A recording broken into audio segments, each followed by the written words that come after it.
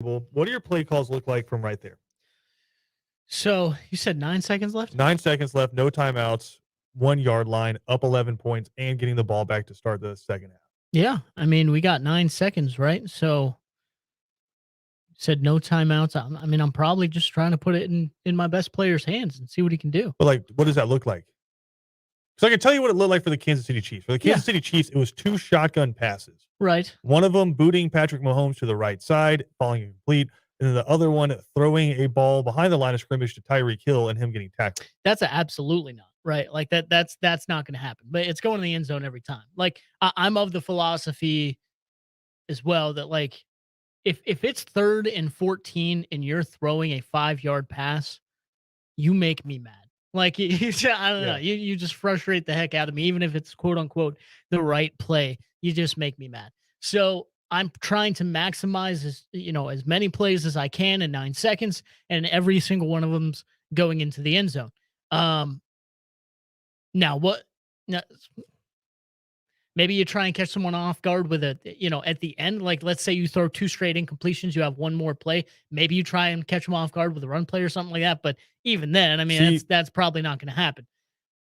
I'm going to the end zone. I have 2 minds about this. The first one is, and it's like, it's my lizard brain, which is just like, it's telling me what I want it to be, which is I want to put 3 tight ends on the field with a fullback and run it and just say, bleep you. Yeah. You haven't been able to stop me all day. I need a yard. Right. I need a yard. Yeah. And then a little bit of football knowledge comes into place, which is, okay, I got probably time for 3 plays if I get it off quick. Right. Right. But really what I would do is 1 pass attempt. If that's not there, come back and then do the bleep you run play. Right. See, that's kind of my thought process is I'd probably give it 2 shots because I feel like really quickly you can get 2 shots off, probably about 3 seconds apiece, and then you come back with the run play. But what's the reason you don't run the football there to save for a field goal? The only reason is no, I wouldn't even go for the field because goal. a field goal only takes you from 11 to 14. It's still a 2-score game. It goes from a 2-score game to a 2-score game. That's why, like, I wouldn't even really think of that. The one thing is your personnel. It's just who you have, and that's Pat Mahomes at quarterback. That's why sometimes having a great quarterback, as weird as this sound, kind of shackles you because you're of the mindset of I have to put it in his hands. He has to be the one. So that thought process of maybe running the football kind of is taken away. How big is Patrick Mahomes? He's pretty big. 6'2", 6'3", dude. well over 200 pounds. Sure. He's not one of those height guys that everyone talks about. Like, was he too small? So he's got to be, right there in the. No, he's actually pretty tall, right? He's like 6. I think he's like 6'3", because he was pretty.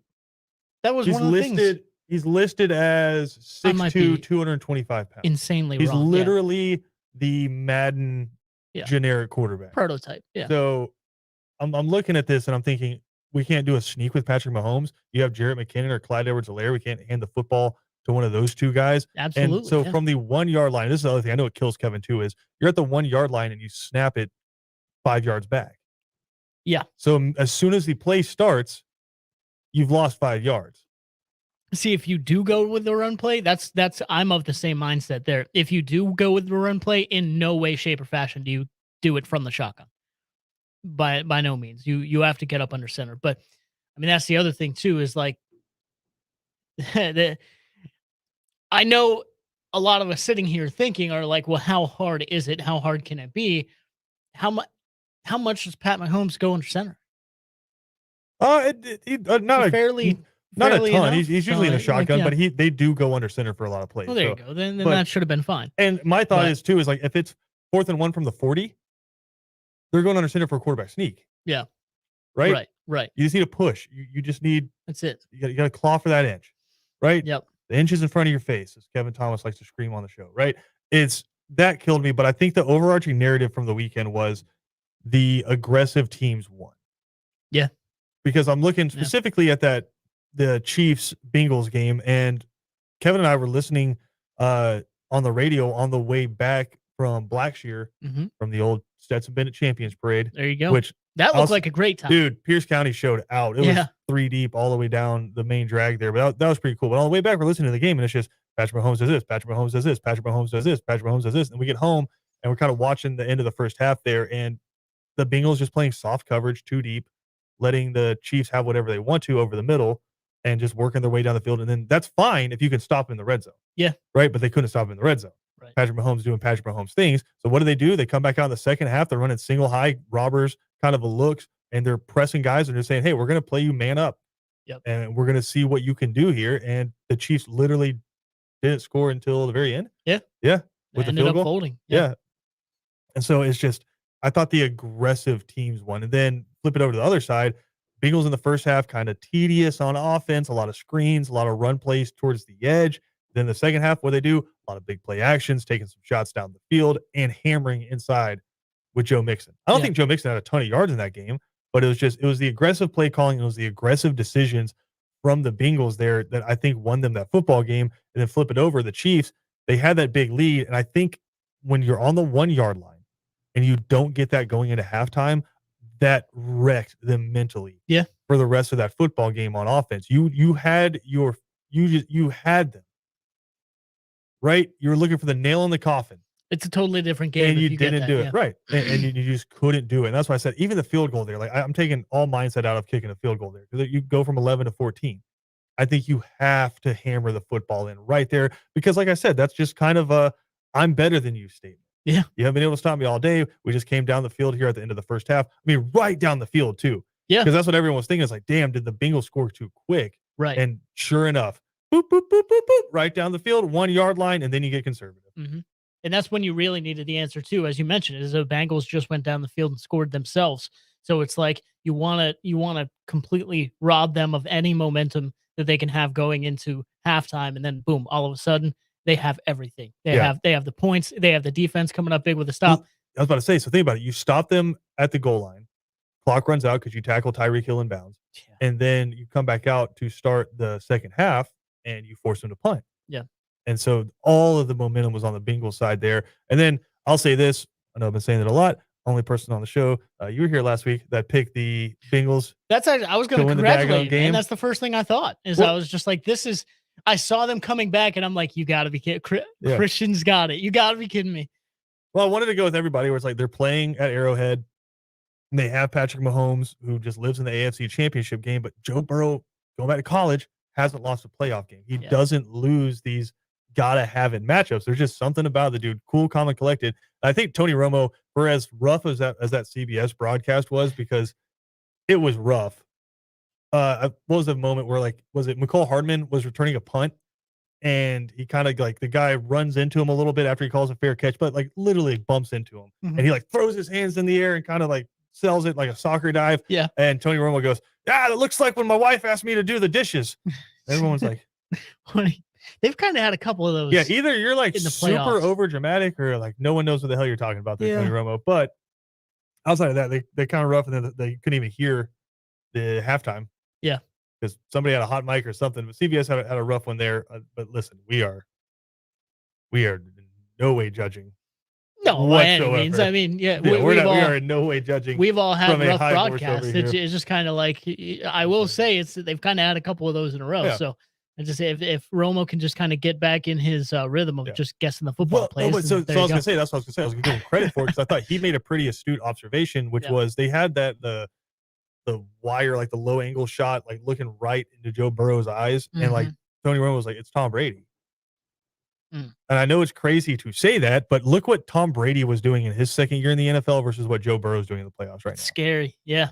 Right. And I know we're talking about, and we'll get into Tom Brady here in a little bit, but I know we're talking about the greatest football player of all time, arguably, versus a guy who is going to his first Super Bowl. Like Tom Brady went to 10 Super Bowls. Yeah. Right. And this guy's going to his first, but it's just like the look in his eyes and the way he plays the position. Tom Brady's never been as mobile as Joe Burrow, which that saved him behind that offensive line a few times, but just the look in his eye and the determination, just kind of that winner's mentality. Yeah. Like he is the human embodiment of that gif of him smoking a cigar after winning the national championship. Yeah. Dude's just a winner.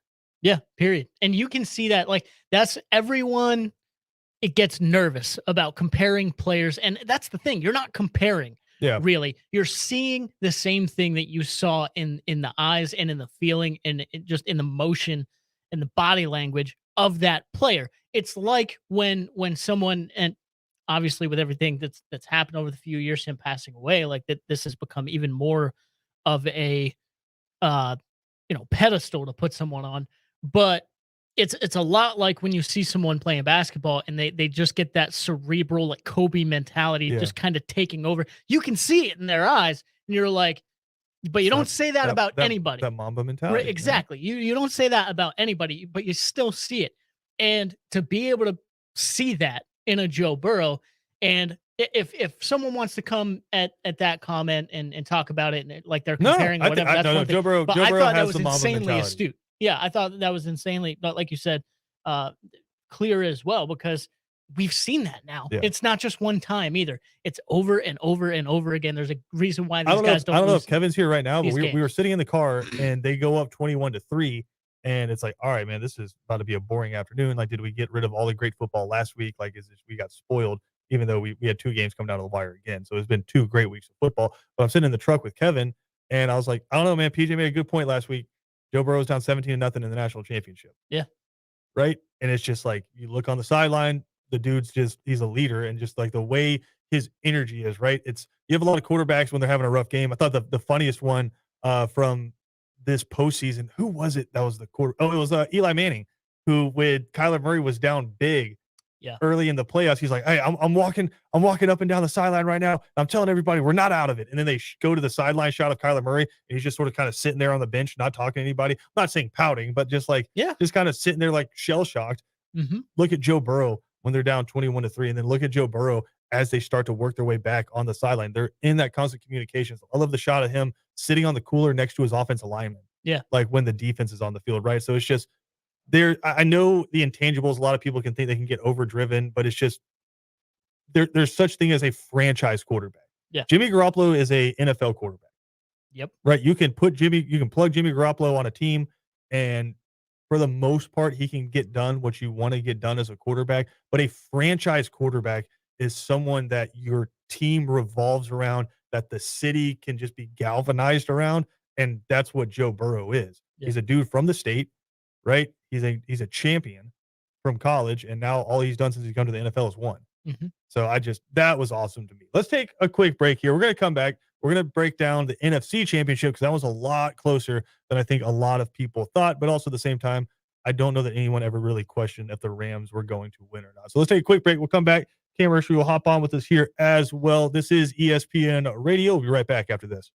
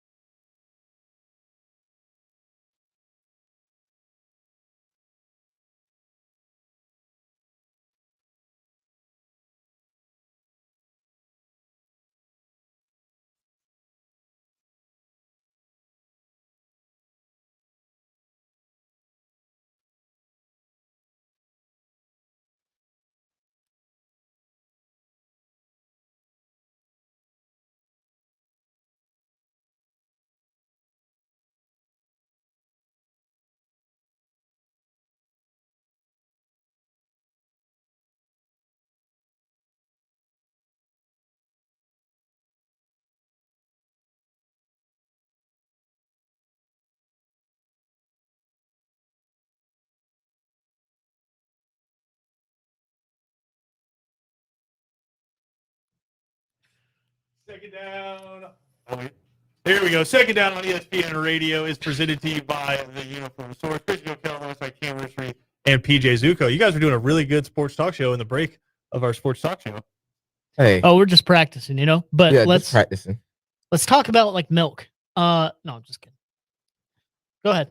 You want to talk about milk? No, I was just joking. It's just Why the first thing that came. The first thing that came to your head? I'm drinking coffee, and like a lot of times there's milk in coffee. I don't know, dude. I've never seen you put milk in your coffee. Because I don't. That's the weird thing. I don't know. Why was milk the first thing that came to your mind, PJ? Milk is good. I mean, I'm not going to disagree with that. I'm not sure. A lot of people put milk in their coffee. I had to put milk in my coffee, yesterday because we didn't have any creamer at the house. So maybe that's why. I don't know. I looked at the coffee. I remember that. It's weird. Coffee. Milk. Anyway, let's get away from that. It was a joke. I was just being sarcastic. Let's talk about the NFC Championship. Yes. Going in to the fourth quarter, 2-score game. Did you ever doubt that the Rams were going to win that football game? Yeah. No, I wouldn't say that. The whole time it just, even with the 49ers getting up like that and scoring that second touchdown, the whole time it just felt like they were just trying to hold on as hard as they could. And from watching all the football I've watched, and especially all the teams that I've rooted for over the past 4 or 5 years, you can't play to not lose a game. And I feel like with a lot of 49ers wins this year, they were able to win that way, just barely, with their defense being superhuman and, then Deebo Samuel coming in to save them. But you can only do that so many times, and you can't do that against a really solid team who's playing pretty much at their best. So not really. I would have been insanely surprised if they did hold on, and obviously, ultimately, they didn't. Now, hindsight's 2020, but it never felt like they were going to win to me. I was nervous for the Rams. I thought the Rams was going to lose when that touchdown was scored, only because 49ers have beaten them 6 straight times, so they haven't beaten them in like 3-4 years. And that stadium was packed out with 49ers fans, even after the county and the city of Los Angeles tried to prevent people from outside the city buying tickets. Didn't work. I was nervous for them. I think McVay is 3-7 against Shanahan, so obviously Shanahan got the best of him, has the best of him. But man, I was nervous. But I will say this: I was definitely rooting for Stafford and the Rams, because I think Stafford is proving everybody wrong. When you get to another location, obviously you're going to be a great quarterback. In Detroit, he couldn't show that because he had literally nobody. In Detroit is where you go to waste your career, ruin your career. Calvin Johnson. I mean, he had Calvin Johnson, but Calvin Johnson even said, "Whew, I'm tired of being in Detroit. Let me retire early in my prime." It was Matt Stafford and Calvin Johnson versus the world. Yeah, man. versus the world, and they still went to the playoffs. But not to take unnecessary shots at the city of Detroit on a day when they're watching their former quarterback go to the Super Bowl. Oh yeah, I know they're hurting. But the franchise had to watch the greatest running back of all time retire early. Yep. And maybe the greatest receiver of all time. But you called it this summer. I remember we had a discussion about it. Everybody was like, is Matthew Stafford like a huge upgrade from Jared Goff? Hell yeah. Yeah, he's a huge upgrade. Y'all are going to learn that every now and then Christian knows what he's talking about. Yeah, he's a huge upgrade. Jared Goff doesn't win that game yesterday. And then McVay knows what happened in the Super Bowl 13-3. That's not happening with Matthew Stafford. Look, he just beat Brady this past season, put up 30 points. But you were right, and I agree with you. I'm like, that is a huge upgrade, and it showed yesterday. You're down 17-7 against who I thought had the best defense in the playoffs out of all the teams that came into the playoffs this year. They're the hottest team, and you went down there and you won the game, and you won it ugly. So the Rams could win it nice and pristine, and they could really win it really ugly. I do find it fascinating because all 4 teams kind of went about this in a different way, right? Where the 49ers have completely built out of the draft, right? Where it's just they took defensive lineman after defensive lineman after defensive lineman and just built with that defense. And then you go take a quarterback you're not even going to play, and it's just Kyle Shanahan for the most part outsmarting everybody, just coaching the hell out of football and winning. Then you have the Rams who just said, we're going to Golden State Warriors this thing. Yeah. We're going to Lakers this thing. If we need a piece, we're just going to go get it. We're going to go get Kevin Durant, right? We need a pass rusher. Let's go get Von Miller. right? We need a DB. Let's go get Jalen Ramsey. Mhm. We need a quarterback. All right, let's go get Matt Stafford. Right? We're gonna piece this thing together with the best players from around the league. Like we went and looked at the 2016 All-Pro team. And we're like, yep, that's what we want. Yeah, So, let's go get So them. they did that. Then you have the Bengals. The Bengals had 4 wins last year. Yeah. Right with Right? the Falcons. Yeah. 4 wins, but the Bengals, they're winning right now because they can afford to, because they have a quarterback on a rookie deal.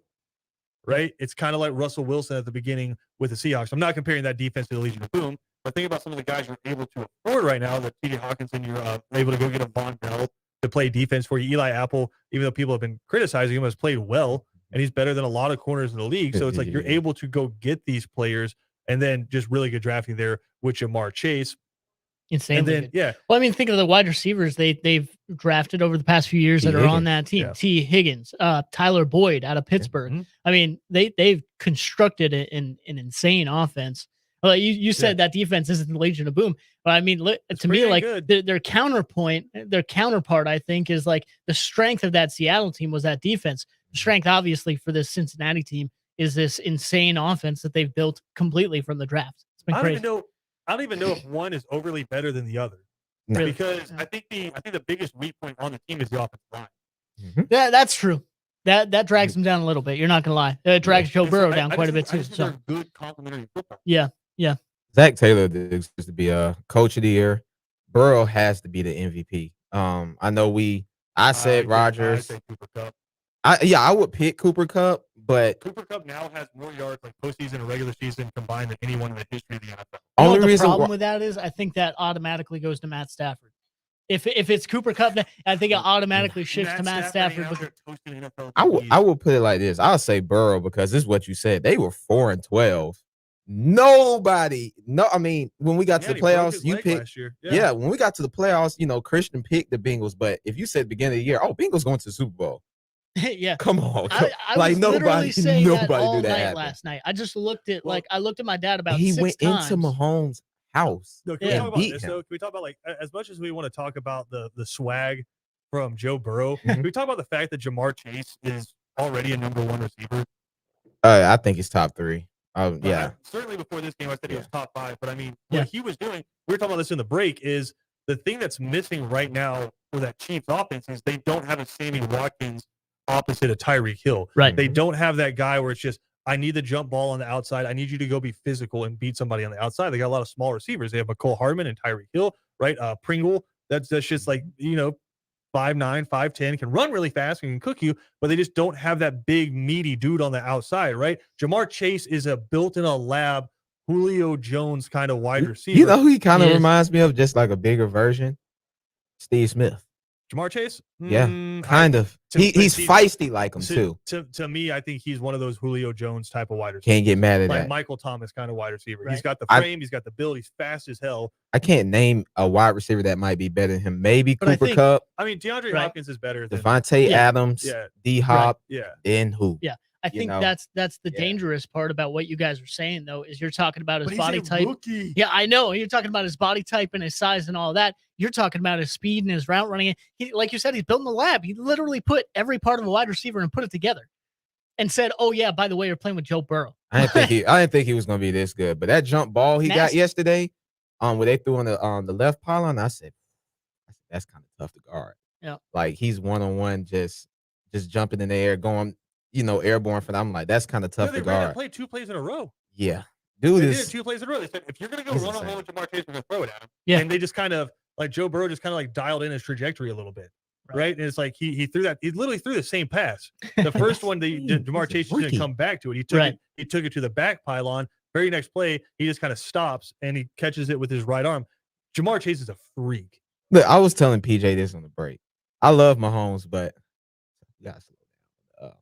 We have to slow down on giving him so much praise I on certain don't. things. I don't think that's true. I Did you think we see might have to that slow first down. half? Yeah, but I think we might have to slow down only because this isn't the first time Mahomes has done that, where Cam, he's kind of Cam. no. think about what Mahomes you're is saying. great. But think about what you're saying. You're like, this isn't the first time he's done this in an AFC championship. In his first 4 years of starting as an NFL quarterback, he has been to 4 AFC championships and 2 Super Bowls. This is what I tell people. Matt Ryan, in his 18,000 years of being an NFL quarterback, has been to Look, one Super Bowl. This is what I tell and people. 2 NFC I championships. give you the Matt Ryan thing, but at the same time, Mahomes, I think people forget he got inherited to a team that was a game away from the AFC Championship. They were 12-4. You got Tyreek Hill there before he got there, Kelsey, Andy Reid, that staff. He came into the most outside of Brady. Well, even better than Brady, he came into the most perfect situation ever. But see, with Tom Brady, you could say Tom Brady's defense has won him his first 2 championships. Absolutely. Teddy Bruschi and Richard Seymour and those dudes. And Adam Vinatieri. Vinatieri. Who's the Rodney Harrison? Yeah. Just Deion Branch played both sides and won it's Super just, Bowl. It's like you can say you get Corey Dillon playing running back for him his first few years, so it's like every benefit. Like Tom Brady's not taking the Jaguars to the Super Bowl. Like, no, I mean, I will say this though. Nobody's that good. And think about Tom Brady, what he inherited when he went to the Buccaneers. They had Mike Evans. No. I agree with that. I'm not arguing. They had the dudes on defense, so everybody benefits from the roster they play on. I just think, I think Mahomes is great, but I keep hearing best quarterback. I don't know if he's the best quarterback. I have never called him the best quarterback. To this day, I've never said he's the best quarterback, plain and simple. A lot of people put him in top 5 all time. I'm like, I don't know where y'all get that from. That's more of a longevity. When we did it last week, it was the top 5 quarterbacks since 2000. No, I don't even know if I put him in the top 5. I don't know. That's really hard because you have Brady, Breeze, Rodgers. I think the measurement. I'd argue he's better than Breeze. I think the measurement of a quarterback is the postseason. Yeah. How many Super Bowls did Drew Brees go to? 2. Patrick Mahomes has already been there. I think he's gone to 2. I think he's been to 1. I think it's just 1. Yeah, he went to 1 and he won 1. Yeah. 1 against Peyton Manning. Yeah. 1. He should have been to 3, but I mean, we'll see what happened in those. I mean, I will put it like this with Mahomes. It's just the situation he got brought into is hard to argue. Was the year Breeze won the year they picked off Brett Favre in the Superdome? Yes. Yeah. God, I love football. Yeah. Well, that was the Katrina year. Bountygate and all Bountygate. Yeah, we was just talking about that the other day. Katrina year, Bountygate. I will say this about Mahomes though. He's a great quarterback. He kind of reminds me of Steph Curry a little bit as far as football. He likes the home run play a lot. I'm pretty sure he'll get used to like taking the simple play. That's something they discussed with him a couple of years ago. Take the simple play, move on. He tries to do the home run play a lot. I think that kind of hurts him though. I don't know. I think he's doing things at the quarterback position we've never seen. And there's a lot of people who have tried to emulate him, and you really can't. It's kind of like with Steph Curry. He kind of changed the way people approach basketball, but you can't emulate the best at it. I think Patrick Mahomes, regardless of what happened, because again, a lot of fan bases just want to go to an AFC championship like once every 5 years. The Chiefs have lived there the past 4. That's true. And they've been to 2 Super Bowls with him, and they were a play away yesterday from going to another one. His career kind of reminds me of how Rodgers started. Remember, Rodgers won really early. You want to talk about inheriting? Yeah, no, I mean, he talk about that team. I mean, I don't know if he inherited a great team like this team, though. This team was like absolutely great. But I mean, he had Donald Driver. Yeah. Donald Driver, Greg Jennings, and Greg Jennings. That's not Tyreek Hill and Travis Kelce. Nowhere near. And Greg Greg Jennings was nasty. He didn't have an Andy Reid. That's very true. He didn't have a Tyrant. Well, that year he had Charles Woodson on defense. I do remember that year. Yeah. But no, what I'm saying is he won early, kind of like Rodgers did. And then since then, Rodgers has just been, Rodgers MVPs, winning games, and then kind of losing before they get to the Super Bowl. I just hope Mahomes is not like that, because I actually feel like he could be the greatest of all time. It just depends on, like, he has to clean up a few things as far as taking care of the ball. Super Bowls and to go to and 6 more wins to get before. I think if he could get 4 or 5, he might. Better than Tom Brady. If he could get 4 or 5, because think about it, he might end up his career with like 6 MVPs. Think about it. He might end his career with 6 MVPs. The man's never played a playoff game. What's amazing about this past weekend is like the 2-hour trip we all went on where it was Tom Brady's retiring, and then it's like, are we sure? Yeah. Are we sure? Yeah. You see the Falcons memes where they're like, well, the NFC South is wide open. Yeah. And they show Matt Ryan. Yeah. No, it's not wide open still. No. It's still not. Just because we have the best quarterback. Tom Brady's greatest comeback yet. We'll find out. Isn't it crazy though? Like, think about what you guys just talked about. We have 2 quarterbacks that have that sort of potential this earlier in their career. Joe Burrow His second year going to the Super Bowl. Pat Mahomes, 4 straight AFC championship games, 2 Super Bowls already, 1 Super Bowl win. I mean, like you have all these guys like Matt Stafford's been in the league forever, going to his first Super Bowl, and that's amazing. That's fantastic in itself. Has he been in the league, or has he been in Detroit? Yeah, that's a good argument there.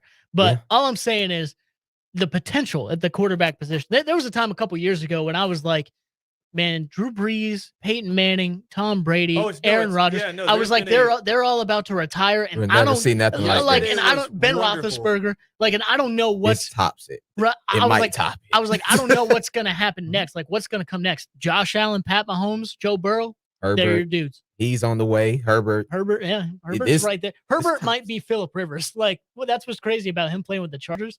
Like, he might be an incredible quarterback that just can't get over the hump because of who is around. I think he'll get over the because he's gifted. Like, he's just different. He's really built in the lab. He's gifted. You got to get someone else out there for him other than Mike Williams. That's true. Cam finds the weirdest teams to ride for. No, I biggest Michigan State Chargers fan I've ever met in my life over here. I think Herbert's cool, man. I just wanted him to make the playoffs. It sucked to not see him in the playoffs. Right. You know, I would have loved to see him. Got a lot of time left. We are certainly going to see the Chargers in the playoffs, and like it could be Trey Lance time with the 49ers, and if he turns into another Josh Allen with Kyle Shanahan, that could be dangerous. So yeah, it's an interesting spot. See who the Falcons draft. The Falcons maybe take somebody. I don't think in this draft. Listen, I like Malik Willis. I like Matt Corral. I like those guys. I don't think there's one of those Josh Allen, Justin Herbert, Joe Burrow types. Would you take a guy in the second round if you could, like a Sam Howell falls to you? No. The one that I would take a flyer on if he falls like the second or third round is Bailey Zappi. Oh, from Western Kentucky. Yeah, dude, we were looking at it today. He's got the single season record for yards. He threw for almost 6,000 yards in one season. That's not bad. That's not bad. That's literally the best and remember, they have 2 second-round picks this year. That could happen. You know what, Cam? As much as we talk about the quarterback position, I was looking at those defensive lines yesterday. Oh, yeah. And I'm like, we keep talking about quarterbacks, but I know I've said this ad nauseum on the show. If the quarterback is the most important position on the field, the guy that's charged with hunting down the quarterback is the second most important. And so look at the Rams. The only reason they were still in that game at the end is because Aaron Donald was absolutely physically dominating another human being the entire game. The 49ers, why are they good? Because their offense? Hell no. They're good because they have Armstead and Bosa lined up next to each other, right? Like, that's why these teams are so damn good. As much as we want to talk about Patrick Mahomes and Tyreek Hill, who has lived on that Chiefs team for the past decade? Chris Jones, and he's still out there massacring people. Yeah. So like the Falcons, I love Grady Jarrett. He needs help. And so I would not be upset if the Falcons spent this entire draft just drafting linemen. No, I wouldn't.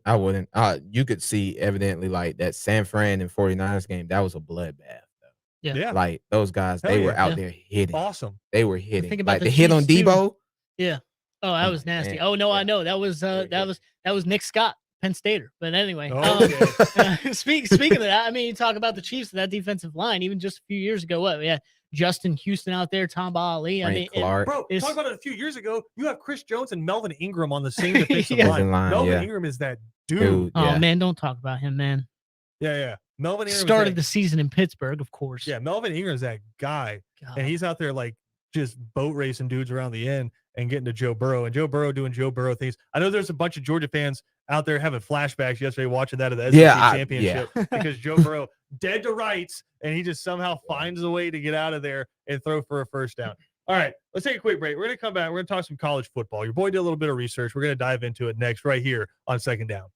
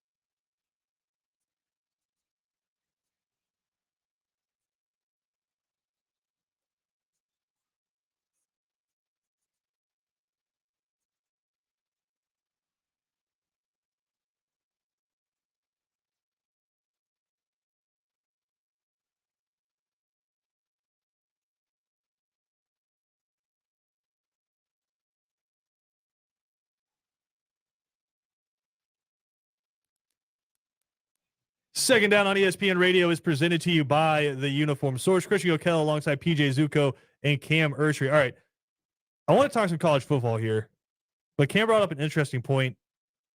We got an all-SEC quarterback matchup in the Super Bowl, which I think is pretty interesting because it was just, all right, PJ. You guys will find anything. No, I just think it's I'm just kidding. Yeah, we're going to navigate away from that. We're going to navigate away from this, but I do think it's interesting, and maybe we can talk about this tomorrow. 5 or 6 years ago, the SEC was great because of defenses, and the whole knock on it was always quarterbacks. Yeah. Yep. Right? Like, after Johnny Manziel, it was like the A.J. McCarron League. Yeah. Because there wasn't great quarterbacks coming out of Florida. Nobody really great coming out of Georgia. I mean, Aaron Murray kind of had a cup of coffee with the Chiefs, but outside of that, never really did anything with the NFL. So I want to talk about that because quarterbacks in the SEC all of a sudden exploding inside the NFL. So we'll dive into that. I mean, what you had the Dolphins with an SEC starting quarterback, the Patriots with an SEC starting quarterback, the Eagles with an SEC starting quarterback, the Rams, the Bengals.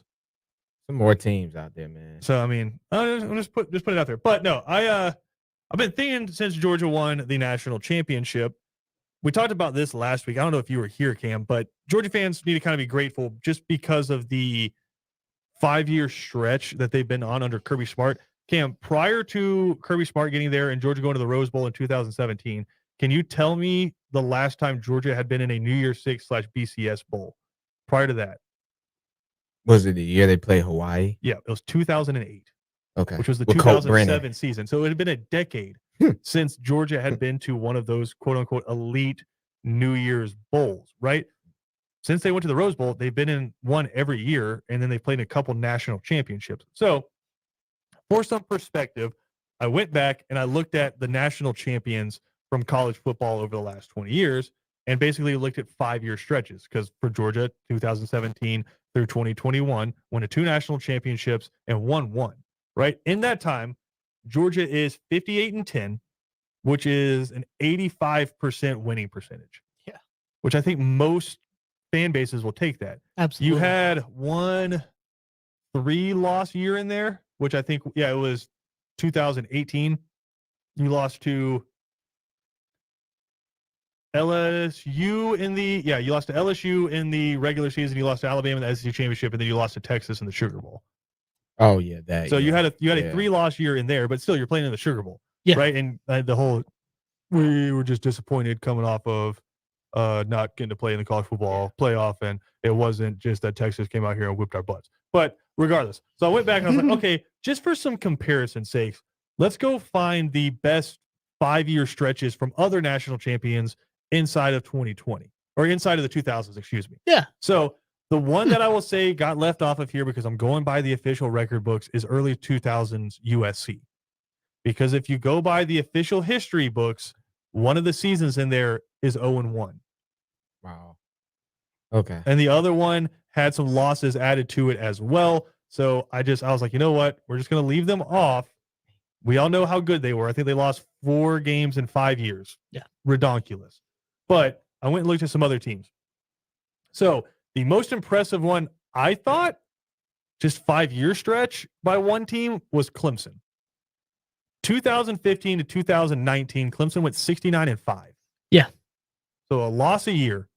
They went to 4 national championships and won 2 of them in 5 years. And they won 93% of their games. Complete, just total insanity. Right. Yeah. And so Deshaun Watson, Trevor Lawrence leading those teams. Kelly Bryant in there. Yeah. A little bit of Kelly. Yeah. A little bit of Kelly Bryant. Those defensive lines. And losing 1 national championship to, God, what's the insurance salesman's name? Blake Coker. Jake Coker. Jake Coker. Yeah. Blake, and then semifinal. Yeah, and then losing one to Joe Burrow to kind of end that 5-year stretch. And so that was an insane team. Again, 69-5. Can you guess which team has 2 amazing 5-year stretches? Oh, Alabama. Alabama. Yeah, it has to be. So from 2008 to 2012, Alabama won 61 out of 68 games. In a 5-year stretch, they had 3 national championship appearances and won all 3. Yep. And won 89.7% of their games. Fast forward a couple years. We're just not going to remember 2013. 2014 to 2018, Alabama went 67-6. won 91.8% of their games, played in 4 national championships, and won 2 of them. It's crazy. I'm gonna have to go. Massacring there's levels to everybody. this stuff. Like, Yeah, I'm gonna have to go 08 and 12. Only because that's when you had like Cam Newton in college. Obviously, Cam was gonna get him. He was gonna get him. And then I want to say you got Tim Tebow in one of those years. What was it, 08 or 09? You got him in one of them years. That's just impressive. You're doing that in the SEC with like Cam and Menzel and Tebow and Stafford. you had Tebow, and I mean, you beat Tebow, and then you go massacre Texas in the national championship game. And why I say massacre is like, I know it finished as a close game or whatever, but like you literally took their starting quarterback and just 37-20. drove them out the game. But I know. I mean, it just. I know we talk about this for hours. Yeah, Marcel Darius just massacring someone. But I know we can talk about this for hours. But I want to give it some context. And again, like I said, Georgia won 85%. Another one, some people don't yell at me. 2000 to 2004 Miami. And I thought this one was the most comparable to Georgia. Mm-hmm. Because, and I think when it comes down to it, when you look at the draft picks in comparison, now that Miami team is, the 2001 Miami team is forever cemented as GOAT status. But just looking at the win percentage and the number of draft picks, I think it's kind of eerily similar. Miami won 55 out of 62 games. Georgia won 58 out of 68, right? Georgia had an 85% winning percentage. Miami had an 88 winning percentage. They both played in 2 national championships. They both won 1. Yeah. So just trying to give it some comparison. So Georgia is up there as one of the better teams of the last 20 years. Yeah. But Alabama is just different, and we shouldn't forget how good Clemson is. But something I want to talk about tomorrow, too. Kirby Smart's been involved in a lot of this. Yeah. Everything we just talked about, 2008 to 2012, 2014 to and 2015, a couple of national championship appearances in there for Alabama. Kirby Smart was pretty intrinsically involved. You talk about Marcel Darius massacring Colt McCoy, defensive coordinator in that game. Yep. All right. So a lot of jewelry. Yeah. So I want to talk about that too, but just giving some context for how good Georgia has been since Kirby Smart arrived there. Obviously, we're leaving out the Independence Bowl year. I know it's selective, but that was his first year. So we're moving on from that. Last 5 years for Georgia. That's why we kept it at 5, right? Yeah, we didn't talk about Nick Saban's first year. Exactly. So, last 5 years for Georgia fans, something to enjoy. And I like Kirby said, I don't think they're going anywhere. Let's take a quick break. We'll come back, wrap up second down, get you ready for 3 and out.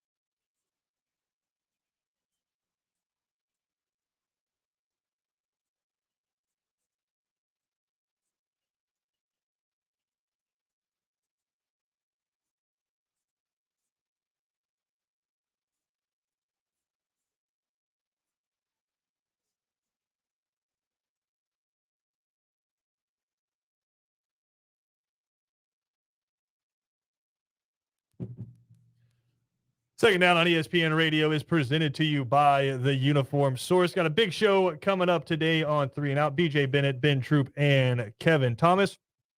Obviously breaking down the Super Bowl matchup, but the guys are going to catch up with now the, 8th seed, Cam? Voice of the Atlanta Hawks, Bob Rathburn. Oh, going to break in, beat the hell out of some team from Los Angeles over the weekend. So we'll dive into that. Also, of course, Take 3 coming up. Going to discuss Tom Brady's retirement or non-retirement. We'll catch up with Ryan Green from 1010XL in Jacksonville. All that coming up on 3 and Out. If you missed any portion of our show, you can check it out on Spotify, Apple Podcasts, YouTube, or ESPNCoastal.com. Talk to everyone tomorrow.